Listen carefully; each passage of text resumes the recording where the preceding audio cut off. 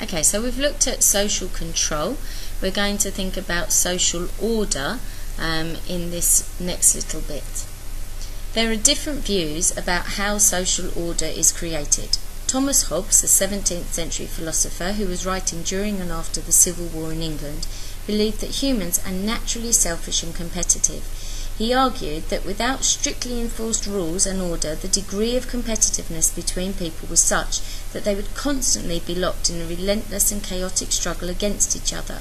The only way of avoiding anarchy, or what Hobbes termed the war of all against all, was through the security derived from strong government. Hobbes considered that people are rational and that therefore they would accept the need for strong government in order to restrain their selfish desires and avoid chaos in society. Okay, now Hobbes is being quite negative there about people assuming that everybody is selfish and actually they're only out for what is best for them. But he says you have to have something to control that so that people know what the limits are. A different approach to the problem of social order can be found in the work of Emil Durkheim. He agreed that humans naturally have unlimited desires. No matter how much we have, we always want more. This means that if desires are to be satisfied, some way must be found to limit them. Okay, and we all know if your neighbour gets a 52-inch TV, then you want a 54-inch TV. The fact that your wall isn't big enough to accommodate such a thing doesn't matter. It's about being bigger and better.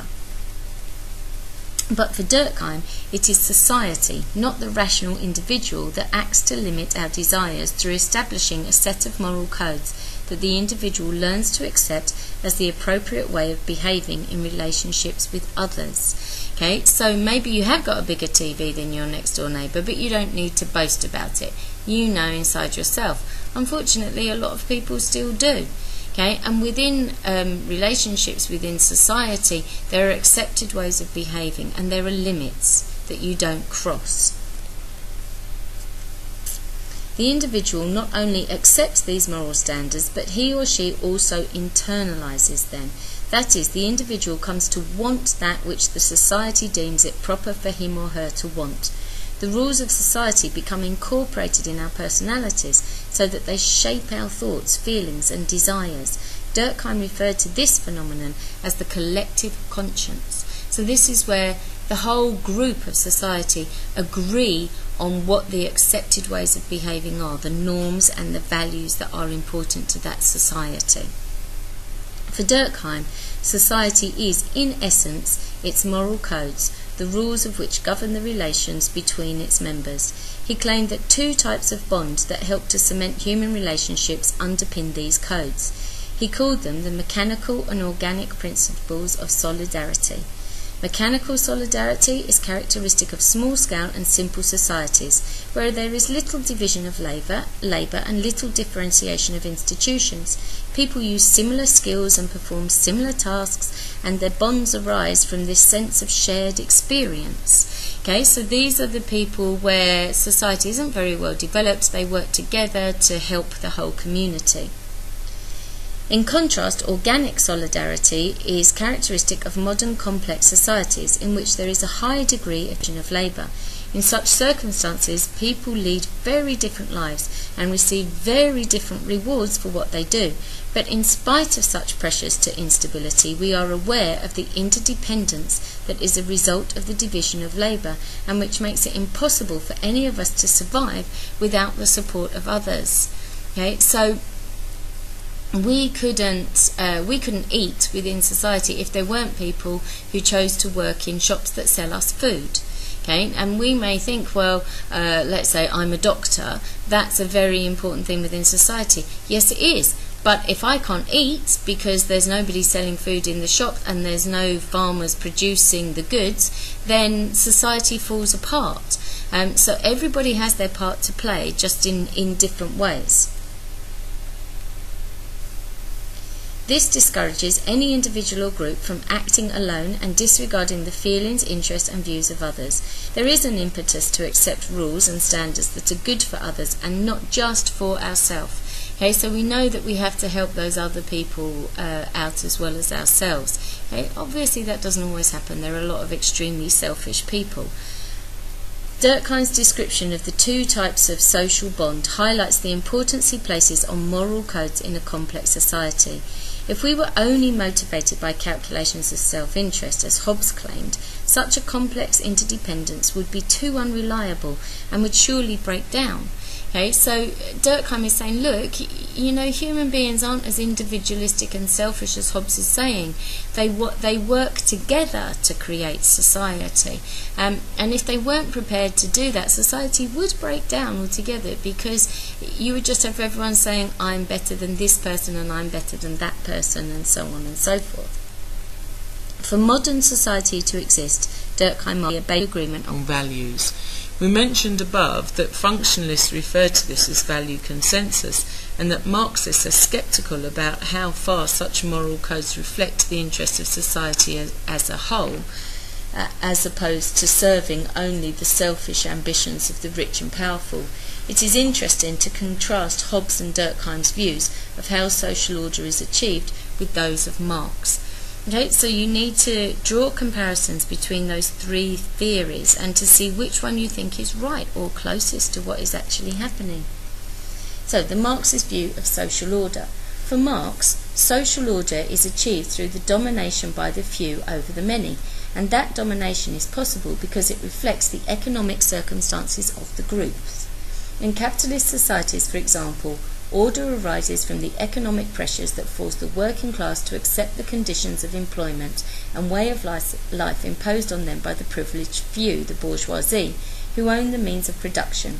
It is only sustained by the domination of non-owners by the owners, which the latter achieve by maintaining a monopoly of power, by being the creators of the dominant ideas of each era, and by their continuing economic control. Those are long sentences. Okay? So the people are in control, they make the rules so that they stay in control, they suppress the people underneath them by giving them lower wages and reducing their status within society, so they keep their power. But this order is constantly unstable precisely because it is based on inequality, and it leads in turn to an inevitable and continuing conflict of interest between those who own the means of production and those who don't. But let's be clear, there are lots of people who work for other people and are perfectly happy doing it.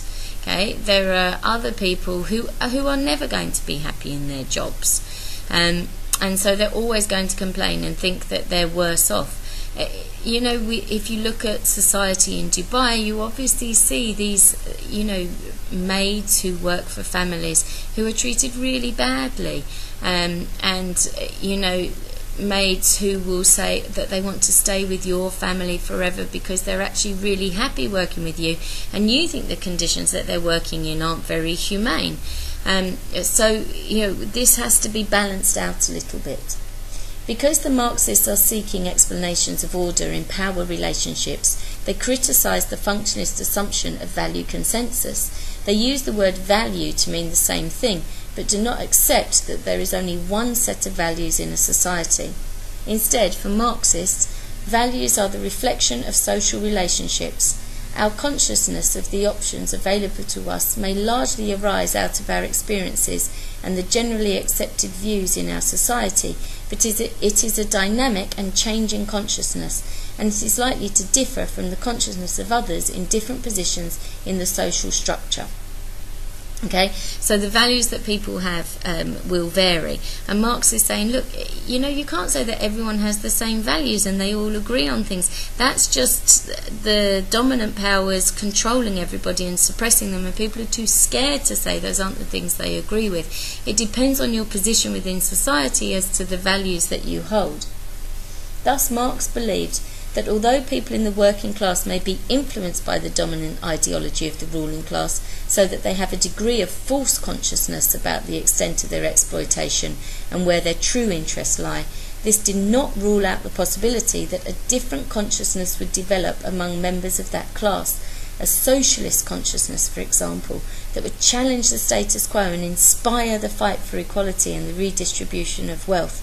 History suggests that Marx was right, at least in the sense that socialist labour movements developed among the working class in various industrialised countries during the late 19th century and went on to gain considerable popular support in the following century. Okay, so Marx was right that people had this were being fed this false consciousness, but there were people who would be able to see through that and would understand these things, and therefore you get the socialist movement. Now again, as we've said earlier, the political parties are pulling more and more towards the middle, so that kind of socialist revolutionary type understanding has changed. In France they've had the first socialist government for 14 years. Again, that suggests that people are kind of moving away from it. But then you look at the Arab Spring and the uprisings that have taken place in Egypt and so on, and you realise that maybe in certain areas of the world these things are developing at different times and at a different pace. The interactionist view of order. The interactionists, in contrast to the functionists and Marxists, emphasise that members of society are not just constrained in their everyday lives by moral codes or by economic relationships which come from society outside, but that as actors in each situation they negotiate about which moral standards are to be taken as relevant in that particular situation. So I may say that I would never kill anybody, but let's say that somebody comes into my house and is threatening my family.